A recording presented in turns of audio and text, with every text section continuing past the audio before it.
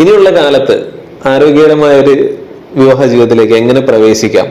Okay, എനിക്ക് എന്താ personally തോന്നിയെന്ന് വെച്ചാൽ ഫസ്റ്റ് ഓഫ് ഓൾ നമ്മുടെ ലൈഫ് പാർട്ട്ണറിനെ കണ്ടെത്തേണ്ടത് നമ്മൾ തന്നെ ആയിരിക്കണം. അതെ, പേരൻസിന്റെ അഭിപ്രായമോ അല്ലെങ്കിൽ വീട്ടുകാരുടെ അല്ലെങ്കിൽ നാട്ടുകാരുടെ എന്ത് വിചാരിക്കും ഇതൊന്നും നോക്കി അവരൊരു ലൈഫ് പാർട്ട്ണറിനെ നമ്മൾ കണ്ടെത്തേണ്ടത്. ഫസ്റ്റ് ഓഫ് ഓൾ നമുക്ക് എന്ത് വേണം എന്നുള്ള ഒരു കാര്യത്തിൽ നമുക്ക് ക്ലാരിറ്റി ഉണ്ടാവണം. പിന്നെ ആ ഒരു റെസ്പോൺസിബിലിറ്റി നമ്മൾ ഏറ്റെടുക്കുകയാണെന്നുണ്ടെങ്കിൽ അത് എല്ലാ കാലത്തും ഓൺ ചെയ്യാനും ഉള്ളൊരു കറേജ് വേണം. അതിപ്പോ തെറ്റിപ്പോയേക്കാം, ചിലപ്പോൾ നമ്മൾ മെന്റലി അതിന് പ്രിപ്പയർഡ് ആണോ എന്നുള്ള കാര്യം നമ്മൾ നോക്കണം. അതുപോലെ ഫിനാൻഷ്യലി നമ്മൾ സ്റ്റേബിൾ ആണോ, രണ്ട് വ്യക്തികളും പെൺകുട്ടികളായിക്കോട്ടെ ആൺകുട്ടികളായിക്കോട്ടെ രണ്ടുപേരും ഈക്വലി ഫിനാൻഷ്യലി സ്റ്റേബിൾ ആയിട്ട് മാത്രം എടുക്കേണ്ട ഒരു ഡിസിഷനാണ് വിവാഹം എന്ന് പറയുന്നത്. പിന്നെ ഇവര് രണ്ടുപേരും ഒരുമിച്ച് ജീവിക്കുമ്പോൾ അവർക്ക് ഒരുമിച്ച് താമസിക്കാൻ ഒരു സ്പേസ് ഉണ്ടാവണം. അല്ലാതെ ഭാര്യ പോയി ഭർത്താവിന്റെ വീട്ടിൽ താമസിക്കുകയോ ഭർത്താവ് പോയി ഭാര്യയുടെ വീട്ടിൽ താമസിക്കുകയോ.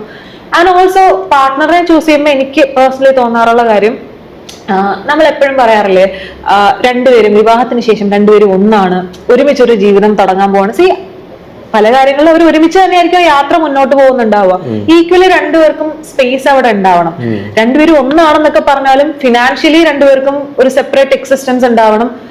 അതുപോലെ തന്നെ തീരുമാനങ്ങൾ എടുക്കുമ്പോൾ അവരവരുടെ തീരുമാനത്തിൽ ഉറച്ചു നിന്ന് മുന്നോട്ട് പോകാൻ എനിക്ക് എപ്പോഴും ഒരു പാർട്ട്ണർ എന്ന് പറയുമ്പോഴത്തേക്കിനും ഒരുമിച്ച് യാത്ര ചെയ്യുന്ന ഒരു ട്രാവലറിനെ പോലെ ആയിരിക്കണം. നമ്മൾ ഒരുമിച്ച് സന്തോഷങ്ങൾ ഷെയർ ചെയ്യും, പ്രശ്നങ്ങൾ നമ്മൾ ഒരുമിച്ച് ഫേസ് ചെയ്യും. But at the end of the day നമ്മുടെ ഐഡന്റിറ്റി ഉള്ള രണ്ട് വ്യക്തികളായിരിക്കും.